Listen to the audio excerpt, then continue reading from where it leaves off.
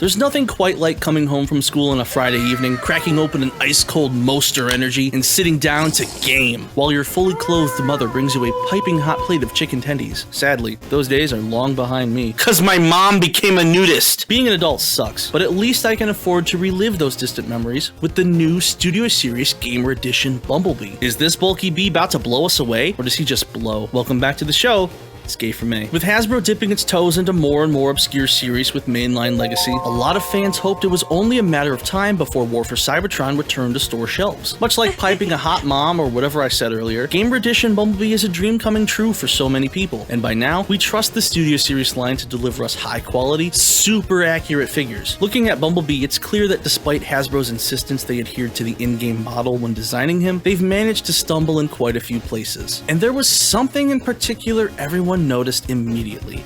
He's fat! Now, chunky and chubby are qualities that I associate with Bumblebee, especially his G1 version, but one more night at the Golden Corral and this Bumblebee gonna walk away looking like Peter Griffin when he's naked. Thankfully, this is one of those times where having the figure in hand made a big difference for me. While he's posed or in motion, his gunt doesn't look as obtrusive, and I think overall the proportions of his upper body look fine. I get the sense that Hasbro's main goal with this line was to get those proportions right, and in that regard, they've mostly succeeded here. The bigger issue, in my opinion, is what lies beneath his big bumble belly. The real culprit making him look weird is this thin little pair of chopsticks that are supposed to be his legs. They've tried to simplify the look from the game model by trimming away most of the three-dimensionality from his legs, and then recreating the details by sculpting them into the flat, bare plastic instead. Now, I don't want to outright diss the sculpting work on this figure, because they did a really great job overall, but this is just unacceptable and is an objective step back from the original figure. I mean, the old one was pretty involved. His legs extended, and he had a little cut cage that went over his wheels, and you can't expect Hasbro to do complicated shit like that anymore. They couldn't even figure out how to put the ankle tilt on the correct side of his leg. Not to get bogged down by the comparison here, but like, this is what a good deluxe figure was in like 2010. It's basically what a Voyager figure is now. The functionality of his lower half is completely shot. Like, if you bend his knee too far, it just pops away from the rest of his leg. I don't know what happened when they were designing this figure, but it's like they just gave up halfway through and totally checked out when it was time to go home. This figure is making me pretty sad, but there are some positives, if you can believe it, like the weapon selection. When I opened the box, I was very surprised to find out he came with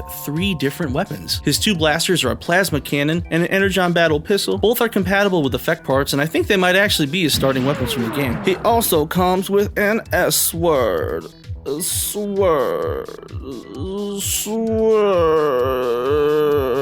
Shockingly, there is storage for all the weapons, in both modes too. He can store 1 weapon inside the vehicle and 3 on the outside. Bro is racked and packed. Though in robot mode, he is forced to hold one of the weapons, and if you choose either of the blasters, there isn't anywhere to put his detached arm, so just throw that shit away, I guess. I forgot to mention this in the Optimus video, but he actually has a place to store his leftover arm when using the gun. You just have to...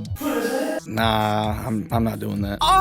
Transforming Bumblebee is a lot like making love, in the sense that it makes me very nervous, I don't think I know what I'm doing, and I always cry after. It gets easier with practice, but the small size of the figure makes for a rather claustrophobic experience, with a few movements that feel totally unintuitive. But there also aren't any small, loose parts to contend with, and it's pretty satisfying to close up the rear when you're all done. Bumblebee's alternate mode is a very small, compact, car-like vehicle, like a futuristic Ford Focus. The vehicle has a bit of an egg shape with a very sharp taper at the front that all these rounded surfaces flow out from. He's very light, and when I pick him up, I feel like I'm holding a little computer mouse. Gonna plug him into my laptop and Google image search Nigella Lawson photos from when she was fat. You can tell they thought this thing was something special because they went out of their way to pin his wheels too. Optimus doesn't even have pinned wheels. And pretty much all of the important details have been picked out with paint, like the neon red lights, the caps on the wheels, and these large black panels that curve around the body of the car. I think they're rather stylish and still give a suggestion of windows, but without actually being windows and totally nuking the idea that this is an alien vehicle. They are sort of intruded upon by these gray hinges, so I really wish they had cast the robot parts in black plastic so they wouldn't stick out as much. Unfortunately, they neglected to paint this large area in the back that should be a glossy black panel like the others. I have a feeling they chose to ignore it because it's at the back of the vehicle and you're supposed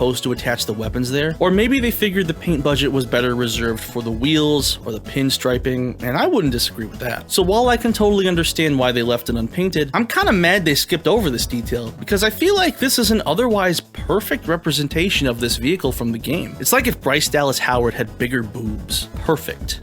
With a big P. Yeah, I got a big P for her too.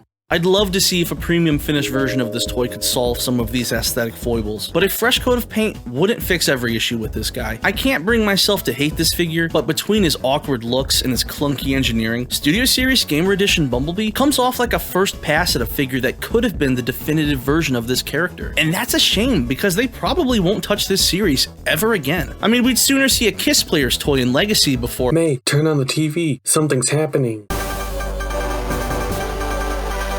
What's up, my niggas? This is the 46th President, Joseph Biden, and as of today, effective immediately, Cutty is legal in all 50 states. That alternator's head as well, that was cool, yeah. I just the old Kiss Players head? Yes, so it's like, oh man, we're digging deep. Yeah, we are digging deep here. You can find Transformers.